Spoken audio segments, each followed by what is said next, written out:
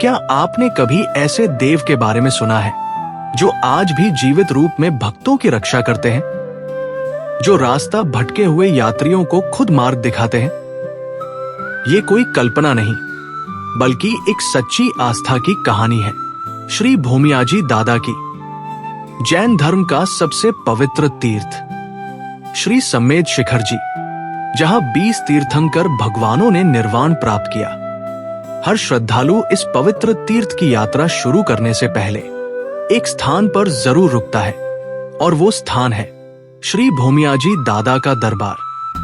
क्योंकि बिना उनके दर्शन और आशीर्वाद के इस महान यात्रा की शुरुआत अधूरी मानी जाती है। तो चलिए आज जानते हैं आखिर क्यों इतना विशेष महत्व दिया जाता है श्री भोमियाजी दादा को। एक अद्भुत और रहस्यमय कहानी के माध्यम से आप देख रहे हैं YouTube channel Jain library. Jain धर्म की ऐसी प्रेरक एनिमेटेड कहानियां देखने के लिए हमारा चैनल जैन लाइब्रेरी सब्सक्राइब करना मत भूलिए। वीडियो पसंद आए तो लाइक, शेयर, कमेंट और हाइप अवश्य करें। हजारों वर्ष पहले वाराणसी नगरी में राजा चंद्रशेखर नाम के एक धर्मप्रिय, न्यायप्रिय और प्रजावत्सल राजा राज्य करते थे। उनका जीवन केवल राजसी वैभव तक सीमित नहीं था, बल्कि वे धर्म, संयम और साधना में गहरी आस्था रखते थे।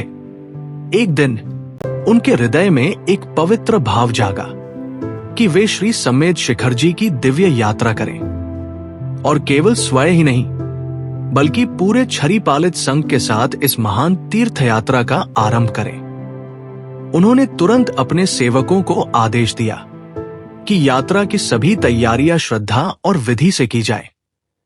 कुछ ही समय में चतुर्विद संघ के साथ छरी पालित संघ ने यात्रा के लिए प्रयाण किया, और शुरू हुई एक पवित्र, तपमय और दिव्य यात्रा।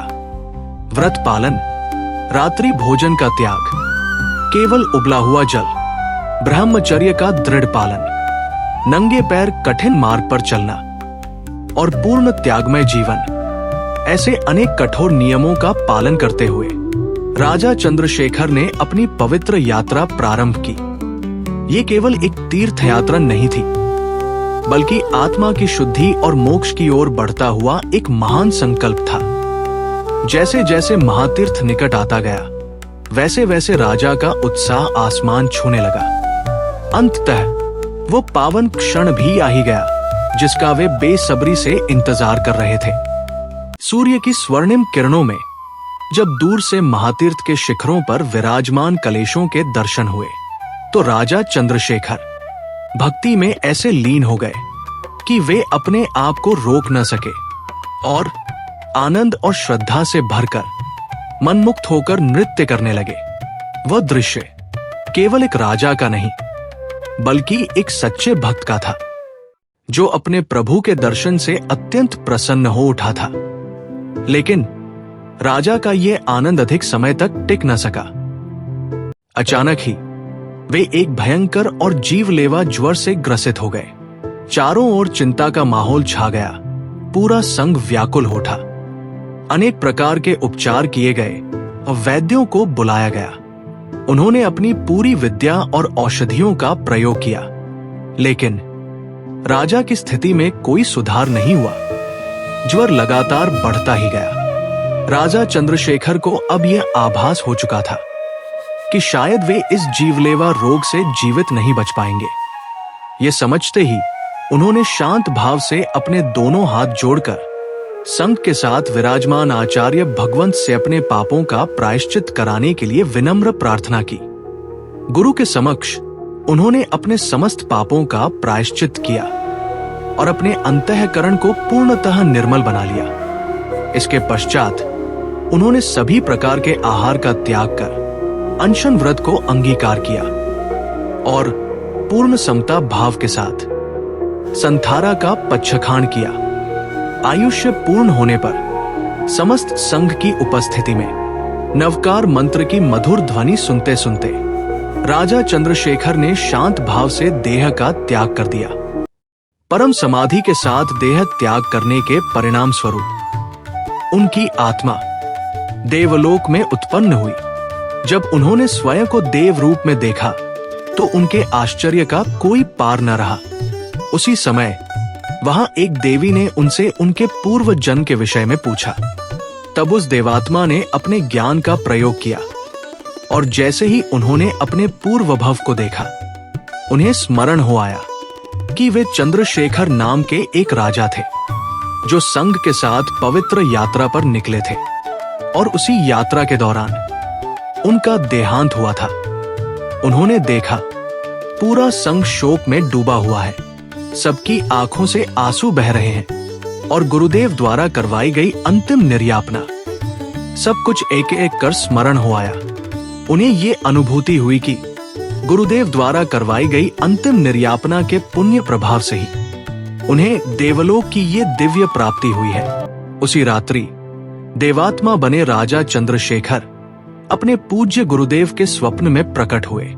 उन्होंने विनम्र भाव से कहा, हे गुरुदेव, आपकी असीम कृपा से आपके द्वारा करवाई गई अंतिम निर्यापना के प्रभाव से मैं देवलोक में उत्पन्न हुआ हूं। कृपया मुझे उचित आदेश प्रदान करें। आपके उपकारों को मैं करोड़ों वंदन करता हूं। ये सुनकर मुझ गुरुदेव ने करुणा और आशीर्वाद से कहा, धर्म में स्थिर रहना और इस पवित्र तीर्थ की रक्षा करना। ये कहकर उन्होंने उन्हें धर्म लाभ दिया। देवात्मा ने तुरंत मस्तक झुकाकर कहा, जैसी आपकी आज्ञा गुरुदेव। इतना कहकर जब वे वहां से जाने के लिए प्रणाम कर रहे थे, तभी उस गीतार्थ आचार्य भगवंत ने उन्हें रोकते हुए कहा, तुम देव बन चुके हो और आज यहां प्रकट हुए हो, लेकिन तुम्हारे जाने के बाद उन लोगों को कैसे विश्वास होगा कि तुमने अपनी आराधना के प्रभाव से देवगति प्राप्त की है? अतः यहां आने का कोई प्रमाण, कोई निशानी देकर जाओ। तब उस देवात्मा ने विनम्र भाव से कहा, हे पूज्य गुरुदेव, जब आप संघ यात्रा लेकर श्री सम्मेद शिखर जी महातीर्थ पहुंचे तो उस पवित्र तीर्थ की तलहटी में कुछ क्षण के लिए अवश्य रुकिएगा। वहां एक विशाल वटवृक्ष है। उस भव्य और प्राचीन वटवृक्ष के नीचे एक चबूतरा स्थित है। आप कृपया अपने चरण उस चबूतरे की ओर बढ़ाइएगा और उसे खुदवाइएगा, क्योंकि उस चबूतरे के नीचे मैं स्वयं मूर्ति रूप में प्रकट होऊंगा। तब आप मुझे अपने आशीर्वाद प्रदान कीजिएगा। इतना कहकर वह देवात्मा अदृश्य हो गए। अगले ही दिन आचार्य भगवंत ने समस्त संघ को रात की वह अद्भुत घटना सुनाई। ये सुनते ही सभी आश्चर्य से भर उठे। देवात्मा द्वारा दिए गए उस दिव्य संकेत को प्रत्यक्ष देखने की उत्सुकता अब सभी के हृदय में उमड़ने लगी। यात्री अब और अधिक अधीर हो उठे और शीघ्र ही श्री सम्मेद शिखर जी पहुंचने के लिए उत्सुक हो गए। और फिर पूरे उत्साह और श्रद्धा के साथ संघ ने अपनी यात्रा को आगे बढ़ाया। अंततः गुरुदेव के साथ समस्त संघ श्री सम्मेद शिखर जी महातीर्थ की तलहटी में पहुंच गया। पूज्य गुरुदेव उस चबूतरे के पास गए और समस्त संघ को मांगलिक सुनाया। इसके पश्चात संघ के अग्रणियों ने वहां स्थित उस चबूतरे को हटाकर भूमि को खोदना प्रारंभ किया। कुछ ही क्षणों में एक अद्भुत दृश्य प्रकट हुआ, मानो धरती के गर्भ से तेज के फव्वारे फूट पड़े हों और उसी दिव्य प्रकाश के मध्य से एक तेजोमय देव मूर्ति प्रकट हुई। जय जय सम्मेद शिखर के गगनभेदी जयकारों से पूरा महातीर्थ गूंज उठा। समस्त यात्रियों के आनंद का कोई पार नहीं था। सभी के हृदय में एक ही भाव उमड़ रहा था कि राजा चंद्रशेखर देव रूप धारण कर यहाँ प्रकट हुए हैं। धरती से प्रकट हुई उस दिव्य देव मूर्ति के समाचार मानो वायु वेग से चारों दिशाओं में फैल गए। जहां जहां ये समाचार पहुंचा, वहां वहां श्रद्धालुओं का उत्साह और भक्ति और भी बढ़ती गई। इसके पश्चात सभी ने मिलकर ये निर्णय लिया कि इस दिव्य देव मूर्ति को एक भव्य मंदिर में विराजमान किया जाए। और फिर सभी ने पूज्य गुरुदेव से विनम्र निवेदन किया कि इस दिव्य देव मूर्ति की प्रतिष्ठा के लिए एक पावन और शुभ दिन निर्धारित करें।